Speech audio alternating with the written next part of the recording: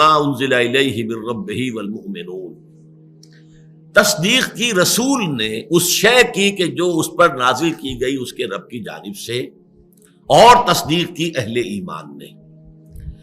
یہاں بڑا ایک اہم مسئلہ زیر بحث ہے، وہ یہ ہے کہ یہ تصدیق کی اصل بنیاد کیا ہوتی۔ پہلی بات تو یہ کہ یہ آیت اس اعتبار سے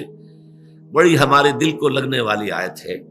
کہ اس میں حضور کے لیے بھی یہ کہ حضور بھی ایمان لائے ہیں۔ اصل میں تو ایمان جو ہے وہ حضور پر ایمان ہے،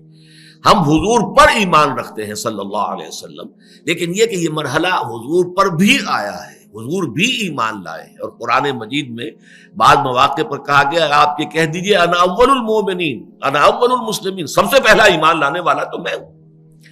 اور ایمان کے جو لفظی معنی ہے، جبکہ اس کے ساتھ تعدیہ جو ہے با کے ساتھ ہو یا لام کے ساتھ ہو،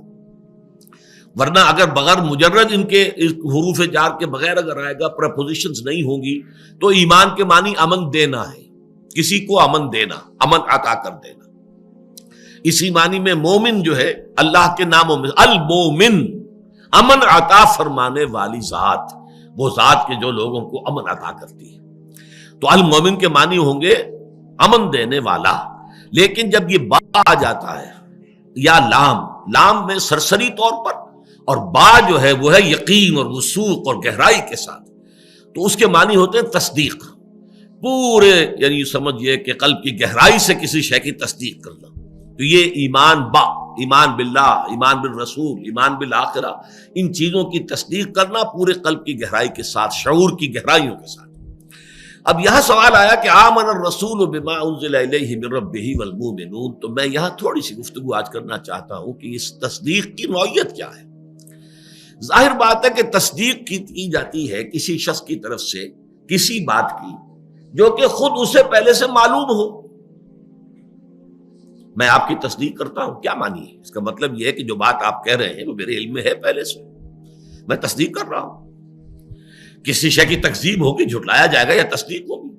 تو تصدیق کے لیے تو کچھ نہ کچھ پہلے سے اس مصدق، تصدیق کرنے والے کے اندر کوئی شے موجود ہونی چاہیے جس کی بنا پر وہ تصدیق کرتا ہے۔ وہ کیا شے ہے جو انسان کے اندر ہوتی ہے جس کی بنا پر وہ تصدیق کرتا ہے؟ یہ ہے اصل مسئلہ، ماہیت ایمان کو سمجھنے کے لیے بات کہ در حقیقت ایمان جو ہے وہ قلب انسانی کی مکین ہے، روح انسانی، اس روح انسانی میں یہ ایمان موجود ہے، صرف ذہول کے پردے پڑ گئے ہیں، غفلت کے پردے پڑ گئے ہیں، اپنی دنیاوی مشغولیات میں آ کر ادھر توجہ نہیں ہوئے، دل کی طرف اور روح کی طرف کسی کا کوئی رجحان ہی نہیں ہے، اس وجہ سے وہ باتیں جو ہے وہ ذہن سے نکلی ہوئی ہیں، ادھر توجہ ہی نہیں ہے، وہ آپ کے فوکس آف اٹینشن کے اندر نہیں ہے،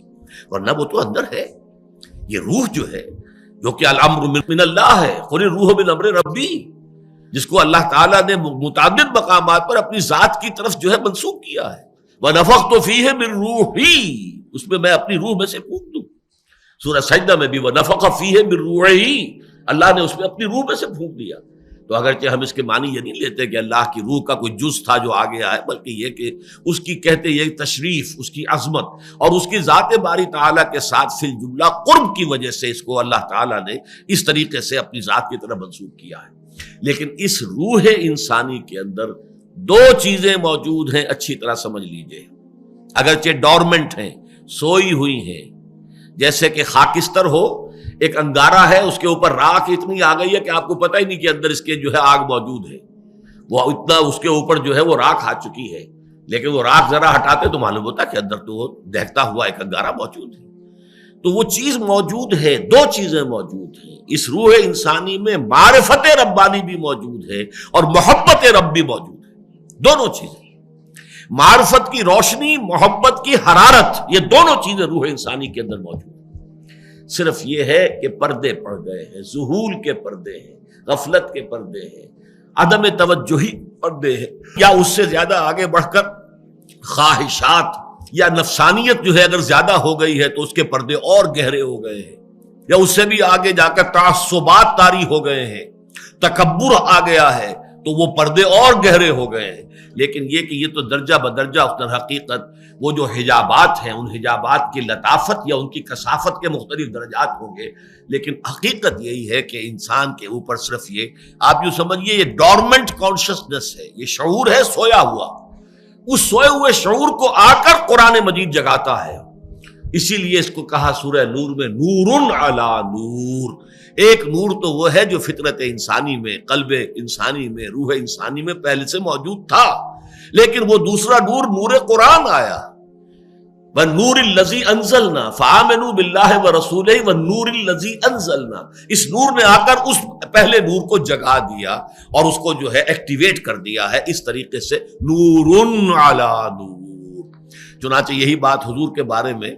آپ کے علم میں ہے کہ سورہ شورى کے آخر میں فرمائی گئی ہے کہ مَا كُنْتَ تَدْرِي مَا الْكِتَابُ وَلَا الْإِيمَانُ۔ جہاں تک تفصیلی طور پر کتاب اور ایمان کیا ہے اے نبی آپ کے علم میں نہیں تھا۔ وَلَٰكِنْ جَعَلْنَاهُ نُورًا، ہم نے اس قرآن کو نور بنایا ہے۔ نَهْدِي بِهِ مَن نَّشَاءُ مِنْ عِبَادِنَا، ہم اس کے ذریعے سے اپنے بندوں میں سے جس کو چاہتے ہدایت دیتے۔ وَإِنَّكَ لَتَهْدِي إِلَىٰ صِرَاطٍ مُّسْتَقِيمٍ۔ اب جب یہ قرآن آپ پر نازل ہو گیا، آپ کے وجود میں سرایت کر گیا، آپ کا باطن اس سے جگمگا اٹھا، منور ہو گیا، اب آپ ہدایت دیں گے نوع انسانی کو۔ إِنَّكَ لَتَهْدِي إِلَىٰ صِرَاطٍ مُّسْتَقِيمٍ، گویا کہ آپ مجسم، آپ بن گئے ہیں وہ لائٹ ہاؤس، وہ روشنی کا مینار کے جو جہازوں کو راستہ بتاتا ہے اور بتاتا ہے، خبردار کرتا ہے کہ ادھر چٹان ہے ادھر مت جانا۔ تو آپ کی حیثیت اب اس مینار نور کی ہے کہ جو نوع انسانی کے لیے ہدایت